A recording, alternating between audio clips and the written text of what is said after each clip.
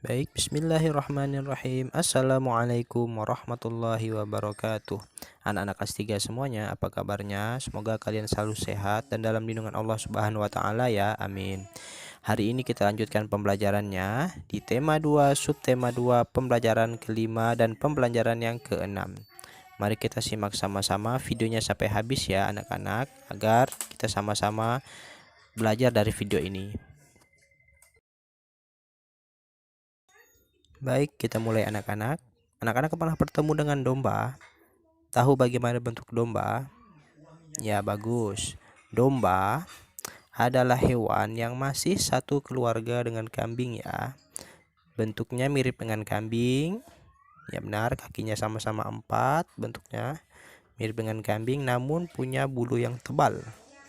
Nah, seperti yang kalian ketahui, bulunya ini biasa dijadikan sebagai apa ya? Sebagai benang wol. Nah, selain menjadi benang wol, daging domba juga dapat diambil manfaatnya. Daging domba ini biasanya diolah menjadi gulai daging domba, sate daging domba, dan lain sebagainya. Paham ya anak-anak? Nah, berikutnya ada cerita setiap hari Benny memberikan makanan kepada ayam-ayamnya. Benny juga membantu ayah membersihkan kandang ayam. Ayam-ayamnya sudah menghasilkan telur, daging, dan suara yang indah. Benny berpikir ayam akan senang jika kandangnya bersih. Nah, di sekolah, Benny juga selalu berbuat baik. Ia sering membantu teman yang terjatuh supaya berdiri kembali. Nah, kita juga perlu bersikap baik kepada sesama manusia karena kita akan merasa senang jika ada orang lain yang menolong kita. Orang lain pun akan merasakan senang jika kita membantu mereka.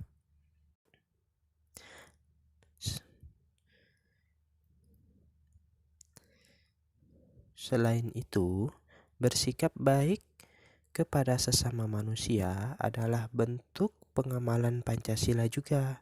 Tepatnya pengamalan sila kedua dari Pancasila yang berbunyi kemanusiaan yang adil dan beradab. Nah, masih tentang Benny anak-anak. Benny sekarang sedang mengerjakan PR matematika. Ternyata soal-soalnya tentang perkalian. Ia teringat tentang cara menyimpan anak ayamnya di kandang. Ia bisa membaginya dalam beberapa kelompok. Ternyata sifat pertukaranlah yang dibahas dalam PR Benny kali ini dan juga akan kita pelajari. Mari kita lihat ya. Isilah titik-titik di bawah ini dengan memperhatikan sifat pertukaran pada perkalian. Nah, jika ada soal seperti ini, nomor 1, titik-titik-titik kali 5 sama dengan titik-titik-titik kali 7. Jawabannya 7 kali 5 sama dengan 5 kali 7. Nomor 2, 9 kali titik-titik-titik sama dengan 6 kali titik-titik-titik. Jawabannya 9 kali 6 sama dengan 6 kali 9. Begitu juga dengan nomor 3, 4 dan 5 ya. Kalaupun kita tukar, ya mereka karena hasilnya sama, mereka sama bentuknya. Nah, begitu ya anak-anak. Selanjutnya kita lanjutkan dengan dongeng dari Sang Kuda dan Sang Keledai yang berjudul Kuda dan Keledai yang Syarat dengan Beban. Pernah ada seorang pria yang memelihara seekor kuda dan seekor keledai. Kebiasaan pria tersebut memuati keledainya dengan beban yang berat. Keledai tersebut terhuyung-huyung karena beban yang terlalu berat. Sementara kuda berjalan dengan beban yang ringan.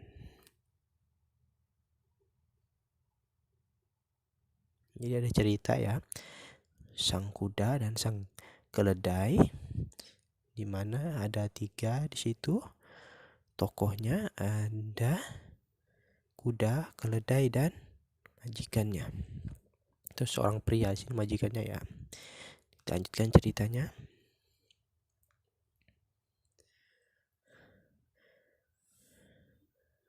Nah, pada suatu hari mereka melakukan perjalanan. Keledai berkata kepada kuda, "Maukah kamu mengangkut sebagian dari beban saya? Saya merasa sangat tidak enak badan. Jika kamu mau membawa sebagian bebanku, mungkin saya akan cepat sembuh. Beban yang terlalu berat ini bisa membunuhku.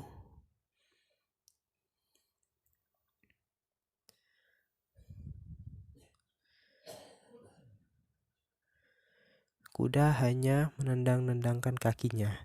Ia berkata kepada keledai agar tidak usah mengeluh. Ia tidak mau diganggu dengan kata-kata keluhan. Keledai terhuyung-huyung selama berjalan setengah kilometer. Tiba-tiba ia jatuh ke tanah dan mati. Si pemilik datang dan hanya bisa berpasrah dengan apa yang terjadi. Ia melepaskan beban dari keledai yang telah mati. Semua beban ditempatkan di atas punggung kuda.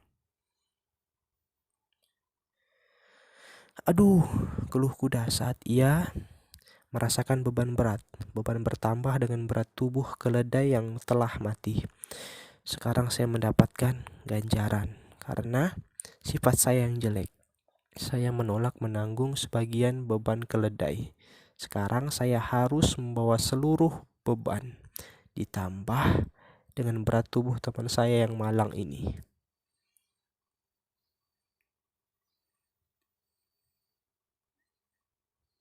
Nah, apa pesan moral dari cerita tersebut anak-anak? Ya benar, pesan moralnya adalah bantulah orang yang membutuhkan bantuan kita. Nah, dari sini kita tahu setiap orang itu memiliki sifat yang berbeda. Karena sifat setiap orang itu berbeda, maka dalam satu keluarga pun akan memiliki sifat yang berbeda-beda pula. Begitu pula dengan sifat orang dalam satu lingkungan tetangga. Di lingkungan sekitar rumahmu ada banyak tetangga. Nah, setiap tetangga tersebut pastinya juga memiliki sifatnya masing-masing. Nah, agar tercipta kerukunan, kita harus saling menghormati dan menghargai perbedaan sifat di antara kita. Karena kalau kita tidak menghargai dan menghormati perbedaan tersebut, maka yang ada ya nanti akan ada perselisihan, pertengkaran, keributan. Maka kerukunan bertetangga tidak akan terjadi ya anak-anak. Kita lanjutkan. Ternyata Benny punya soal lagi dari gurunya. Soalnya ya nomor 1, ada 3 bagian nanti ya. Sekarang di nomor 1 bagian A. Di sebuah peternakan terdapat 6 kandang domba. Jika di setiap kandang terdapat 10 ekor domba, berapa jumlah domba dalam kandang? Ya, kandangnya ada 6. Tiap kandang ada 10 ekor, jadi 6 kali 10 sama dengan 60. Berarti jumlah domba dalam kandang adalah 60 ekor. Nomor yang bagian B itu maksudnya ya. Tiap kandang sesak dengan domba karena luas kandang tidak besar. Pemilik kandang berniat membuat kandang domba lagi sehingga jumlah kandang domba ada 10. Berapa isi domba di tiap kandang? Nah, ditukar berarti 10 kali 6 sama dengan 60. Berarti di tiap kandang ada 6 ekor domba. Jadi C kesimpulannya 6 kali 10 sama dengan 10 kali 6. Begitu ya kita menuliskannya. Nah, kalian kerjakan soal-soal berikut di PS tematik kalian ya anak-anak. Nomor 1 sampai nomor 5. Kalian tulis soalnya dengan tulisan yang rapi. Ingat ya, menggunakan pensil saja dahulu.